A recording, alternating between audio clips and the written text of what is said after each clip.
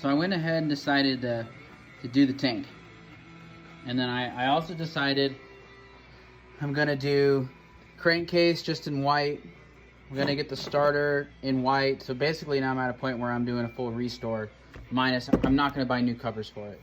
I'm gonna get this done in orange. So you'll see it through here and it'll look orange. I think that's gonna be cool.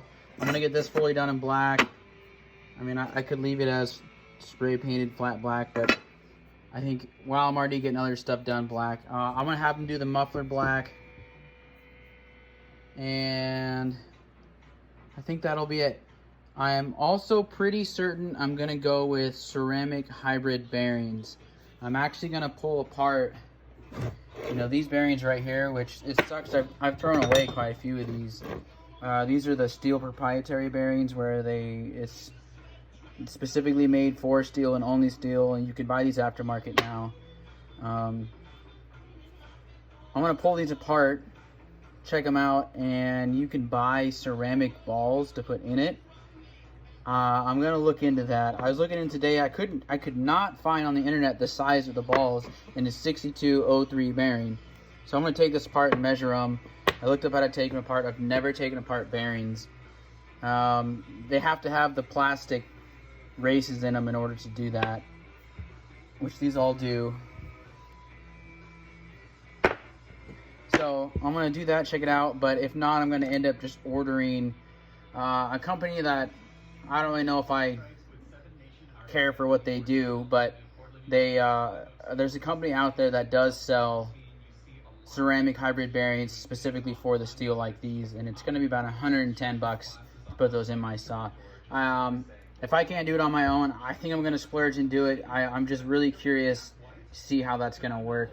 From what I've read on with chainsaw stuff or just anything related to ceramic hybrid bearings is that the ceramic bearings, the certain kind of, I forget what they're called, the certain kind of one. There's a couple different type of ceramic balls you can get, but the better ones are actually considered quite a bit stronger than steel, and they're a lot smoother, create a lot less friction, and they don't heat up. So I'm gonna go ahead and go that route and see what happens. So now I'm looking at spending, like, in total, I'm probably gonna end up spending 700 bucks on this saw. But whatever. I mean, my initial investment was probably almost a year ago, and now I just spent like 200 bucks. I probably it'll be close to 700, I guess. But it's gonna be a minty saw and a good runner.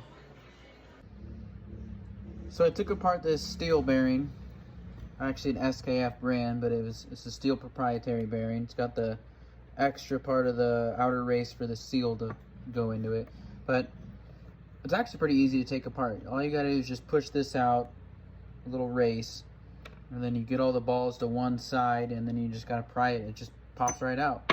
So it's got me thinking, you know, as far as failures go in chainsaws, I actually have a really hard time believing it's ever, or very often ever, the bearing that fails and causes catastrophic failure.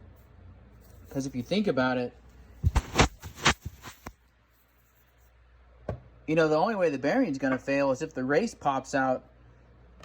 Otherwise, you know, what's going to happen?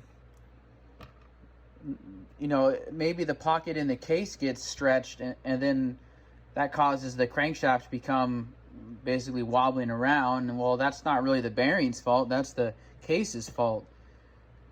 And otherwise, I bet you the number one failure for chainsaws is air leaks. It's probably seals.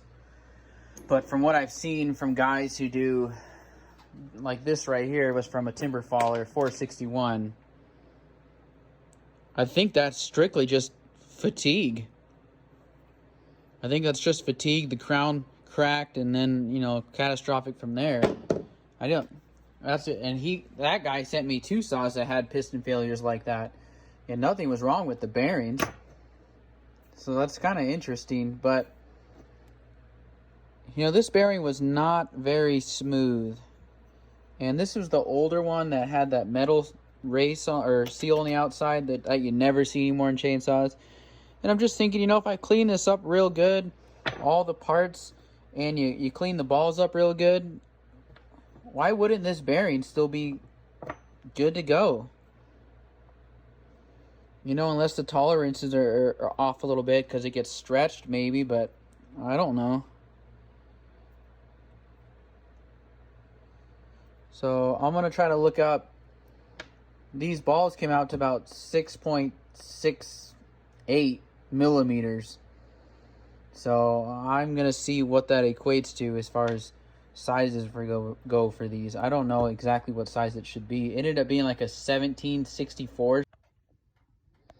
So I went ahead and took this apart, put it in the ultrasonic, and then I took my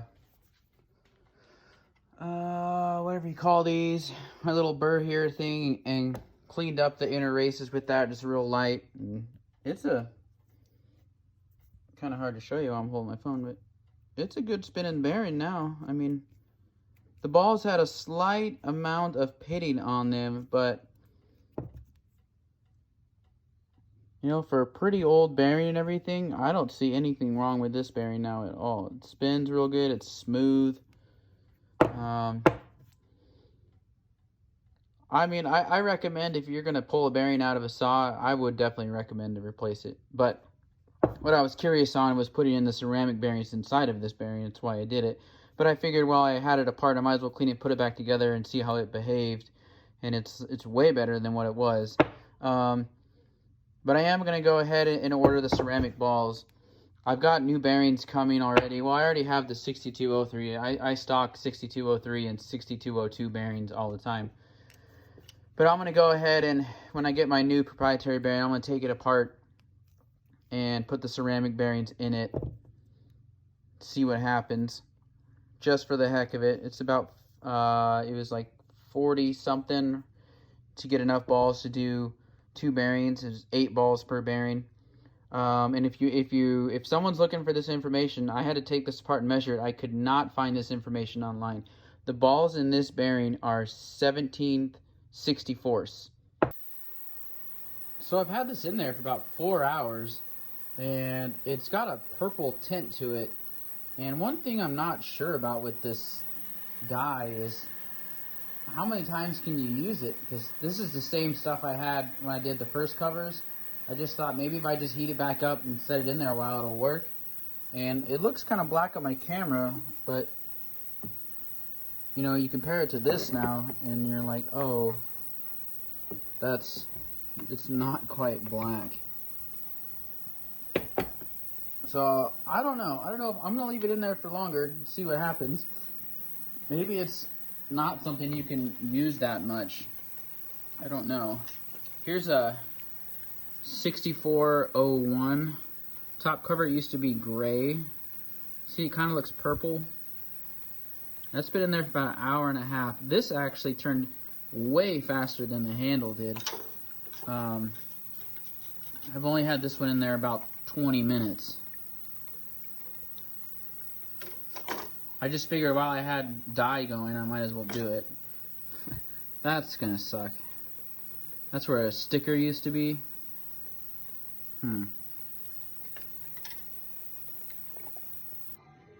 Alright, so here's where I'm at.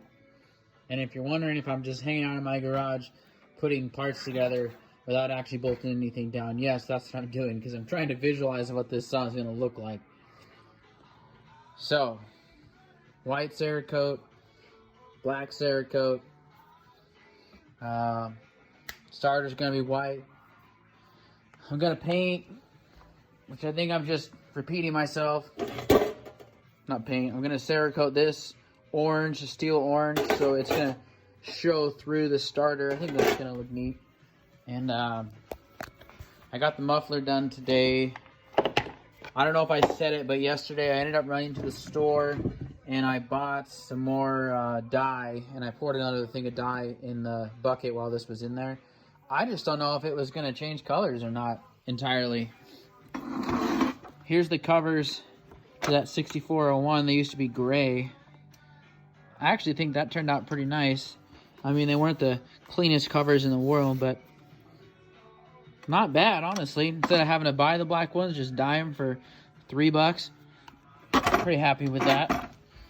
I got the muffler done. I ended up just closing up this side.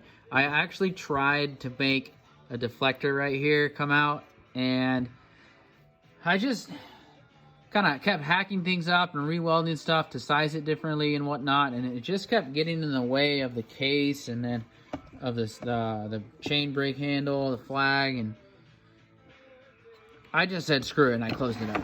But here's the muffler. I think it's sweet. It's really not big. Like, I think it looks bigger in pictures and stuff. I mean, these are 3/4 inch pipes. You know, they don't stick out that far. I think it looks great.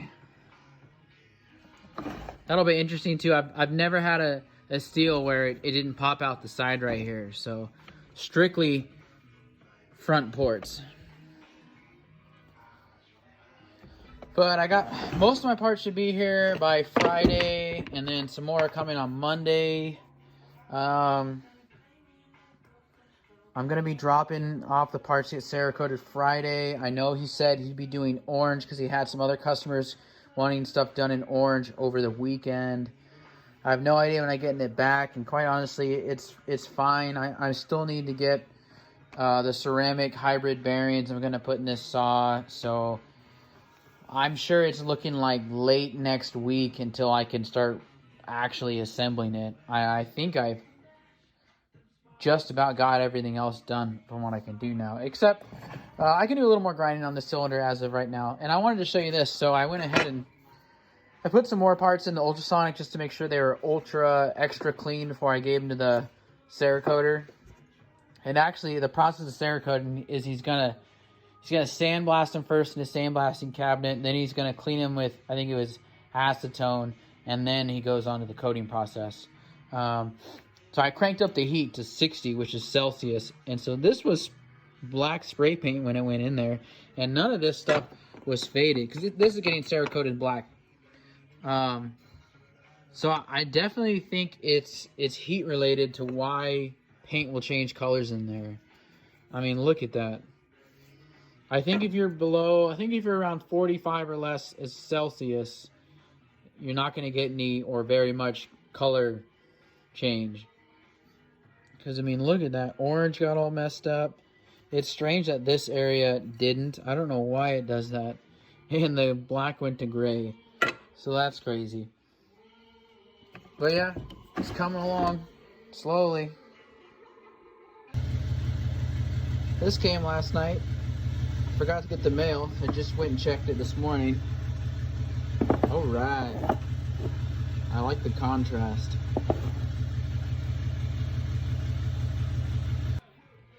So yeah, that's where I'm at now. I don't know.